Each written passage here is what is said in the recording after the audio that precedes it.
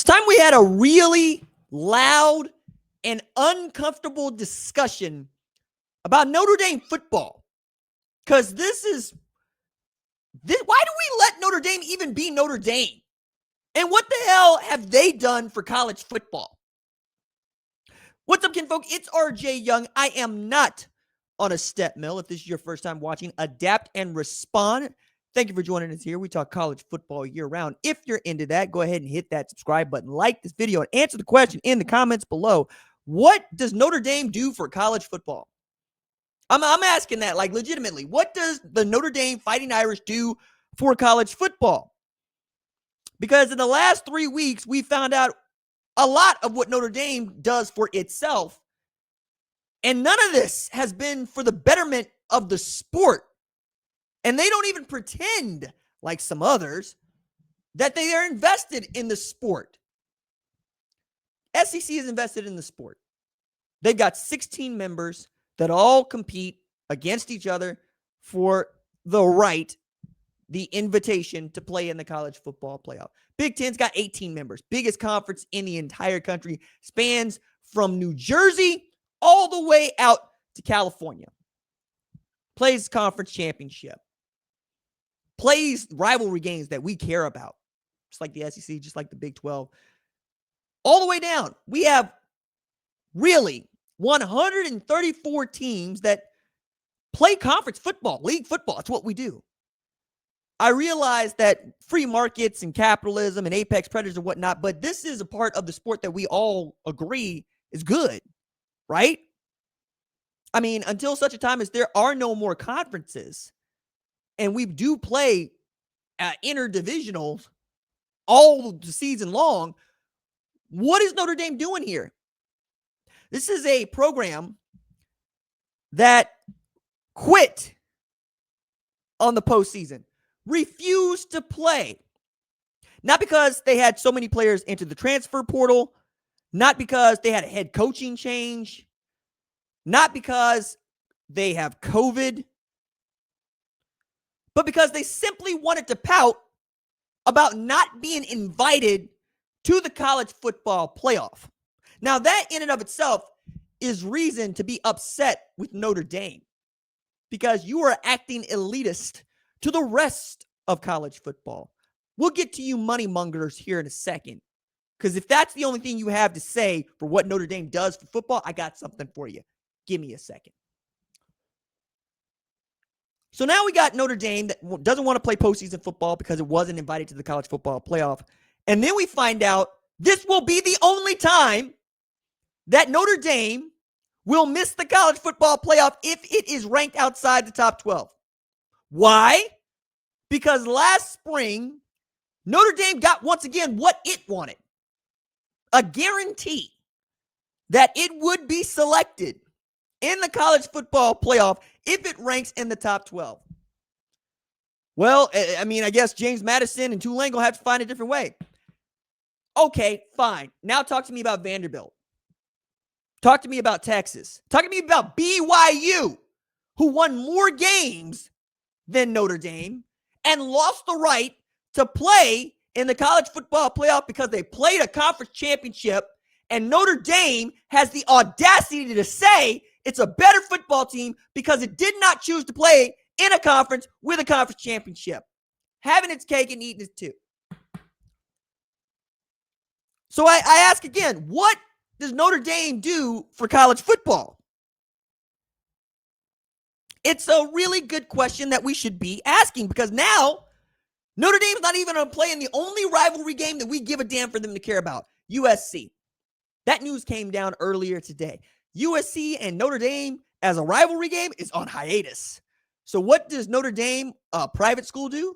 It schedules another private school. This one, though, has Big 12 ties, right? And if BYU beats Notre Dame and it comes down to head-to-head, and we're having the same discussion about who the number 12 team should be, you damn well better put BYU ahead of Notre Dame. A, they're likely to play a conference championship game. Notre Dame's not. I think they should be penalized for that. B, that's how it worked for Miami this year. Did the rankings hold up the way that they should have the whole way? No, because this committee, once again, is incompetent. So now we got Pete Vivekwa, who hadn't had the athletic director job long enough to be stroking like this, but he's choosing to stroke like this, calling out the committee, calling out everybody that had a role in how the college football playoff is selected, even though, hey, dog, your predecessor helped set it up this way. And we already made changes to this, and we'll continue to make changes to this. Jeremiah Love's going to enter the NFL draft like he should, but nobody got to see him play. And even if they played the bowl game, probably not going to see Jeremiah Love play, but we're not going to talk about it, are we? Because, well, we just want to disparage all the other players that want to sit out bowl games that aren't in the college football playoff. Now, you might think that Notre Dame is exposing a weakness in college football. You might think that Notre Dame is standing up for all the teams that know that the college football playoff is the end-all, be-all. Maybe. But in that Tulane, who sold out its merchandise in New Orleans at its little private school, who sold every last one of its 3,500 tickets to watch its team get beat down by Ole Miss because that was enough. I know nobody wants to lose. That's not good, right? Even John Summerall said, anybody that tells you that losing is okay, you need to get away from. That's a loser. You don't want to associate with that. I get the sentiment. But this is a place that you get to go that Wisconsin has not, that Florida has not, that USC has not. The list continues to go on of how many brand name programs, Missouri, Kansas State, have not made the college football playoff, and you have. Hang the damn banner. I really do believe that. That's not facetious.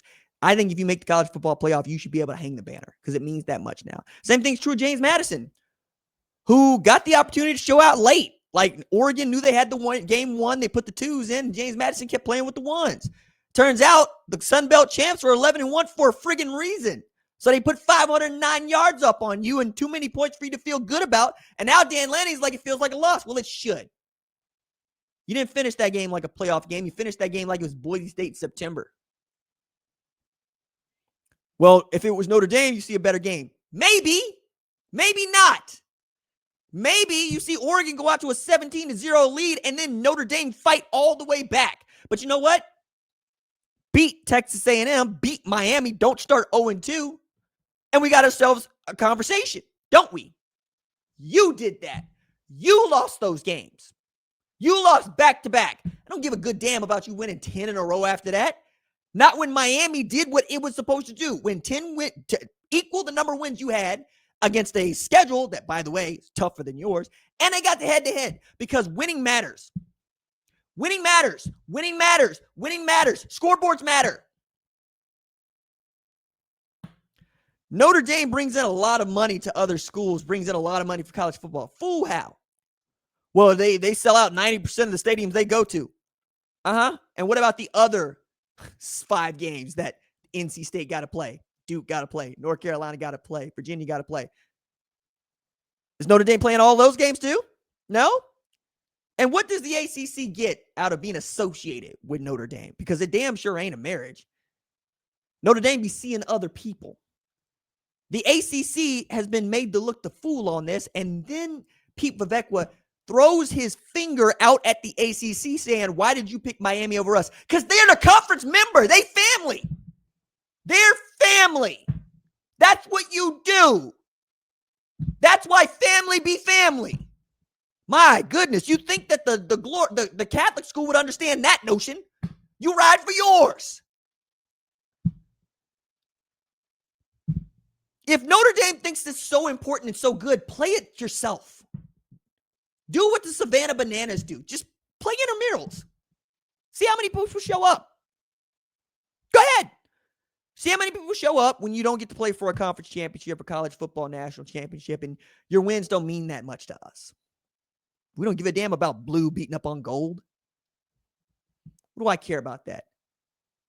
Only thing that Notre Dame did was make Rudy Rudiger into some sort of folk hero when anybody that ever got to know that dude, that can't stand him. My favorite part of Rudy the movie ain't him coming on the field. Ain't people chanting his friggin' name in the stands in a game where they beat down Georgia Tech. My favorite part is when he has to try out like everybody else. And I get a football coach that says the most truthful damn words in the world. Look, we have 85 scholarship players here. Some of them ain't even going to be able to dress for the games.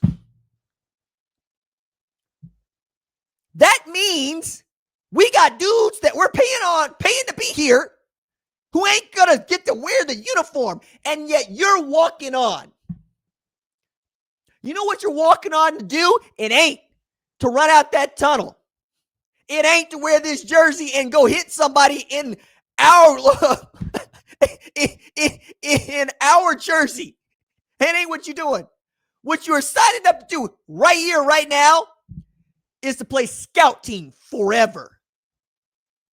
They are going to pound on you like you are their worst enemy.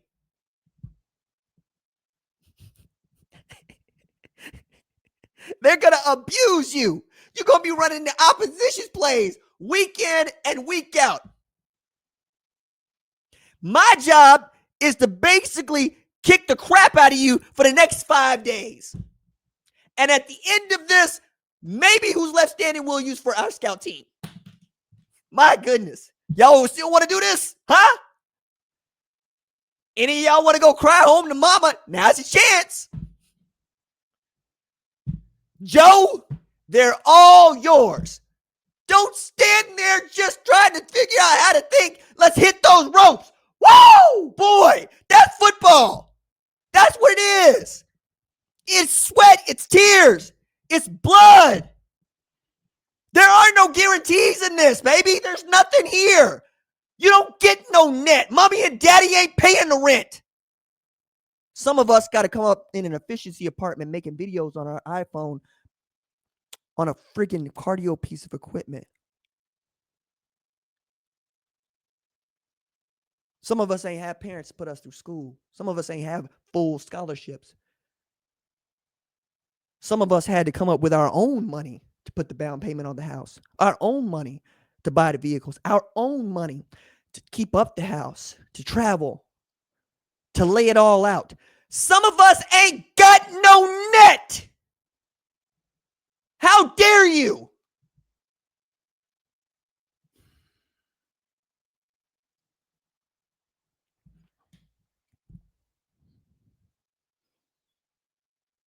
I worked really hard to get here, and I had a lot of help.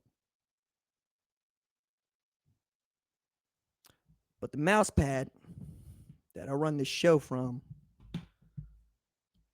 says hustle. Because that's what it is.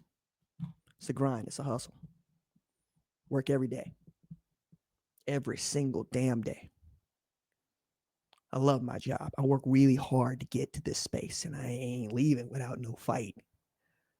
The idea that Notre Dame believes I should just genuflect and give it something because it asked for it, because it feels aggrieved. No, son. No, son. I'm from Oklahoma. Fight me.